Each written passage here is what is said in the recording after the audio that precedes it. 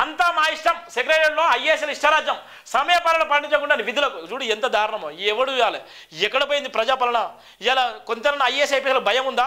కొంతనన్నా IAS ఐపీఎస్ల భయం ఉందా మరి సామాన్యుల పరిస్థితి ఇలా సీఎం మాటే వినకపోతే ఐఏఎస్ ఐపీఎస్లు వాళ్ళే సమయపాలన రాకపోతే వాళ్ళే సమయపాలనకి హాజరు కాకపోతే మిగిలిన కింది స్థాయి అధికారులు హాజరవుతారా కింది స్థాయి అధికారులు ఆ స్థాయికి పోతారా అంతా మా ఇష్టం అనేటువంటి నేపథ్యం ఉంది ఇక కట్టించిన పాపం కేసీఆర్ కట్టించిన అనుభవించలేకపోయాడు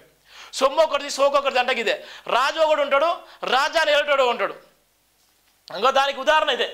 మధ్యాహ్నం తర్వాత సచివాలయానికి కొందరు ఇలా వచ్చి అలా బయటకు మరికొందరు రాత్రి 10 దాటిన ఆఫీసులోనే ఎంప్లాయీస్కి మాత్రం షరతులు తాము ఉన్నంతసేపు సెక్షన్లో ఉండాలనే ఆదేశాలు మహిళా ఉద్యోగులు తీవ్ర ఇబ్బందులు త్వరలోనే బ్యూరోక్రాట్లకు పెషియాల అటెండెన్స్ చూడు ఎంత దారుణం ఇలా ఉన్నటువంటి ఈ ఐఏఎస్ ఐపీఎస్లు వీళ్ళు ఇంకా వద్దు కానీ ఇంకా అనొద్దు వీళ్ళు చేసేది ఏముండదు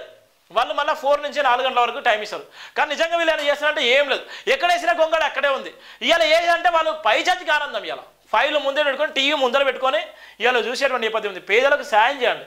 ఇది ప్రజాపాలనని రేవంత్ రెడ్డి ఆయన చెప్పులు అరిగిపోయేటప్పుడు ఆయన కాళ్ళు అరిగిపోయేటట్టు ఆయన తిరిగి ఇలా సాధించుకున్నాడు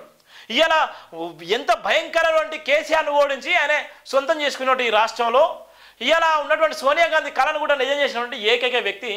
రేవంత్ రెడ్డి నిజంగా ఇవాళ బదనం కావడానికి రేవంత్ రెడ్డి నిజంగా ఫెయిల్యూర్ కావడానికి ప్రధానంగా కూడా ఐఏఎస్ ఐపీఎస్ అధికారులే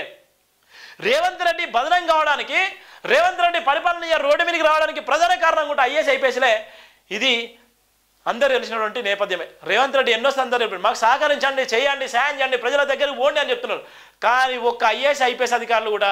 ఎక్కడి పోట్లు ఏసీలు వేసుకుంటున్నారు కూర్చుంటున్నారు కనీసం ప్రజాపాలన నిజంగా దరఖాస్తులను తీసుకుంటే దరఖాస్తులు కూడా తీసుకోలేని పరిస్థితి లేదు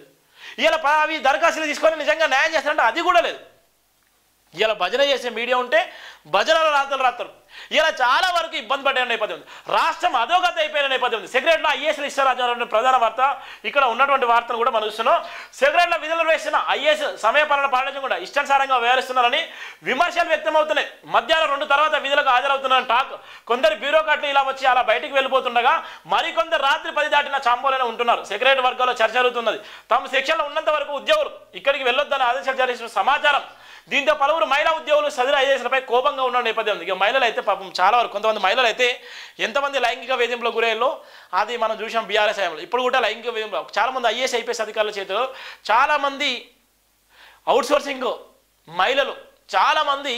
ఇబ్బందులకు గురయ్యేటువంటి నేపథ్యం ఉంది కానీ వాళ్ళు బయటికి చెప్పుకునే పరిస్థితి వాళ్ళ గత్యంతరం లేక బయట చెప్పుకుంటే ఎక్కడ ఇబ్బంది పడుతుందో ఎక్కడ మా లైఫ్లో స్పైల్ అయిపోతావో అని వాళ్ళు కుమిలిపోయేటువంటి నేపథ్యం ఉంది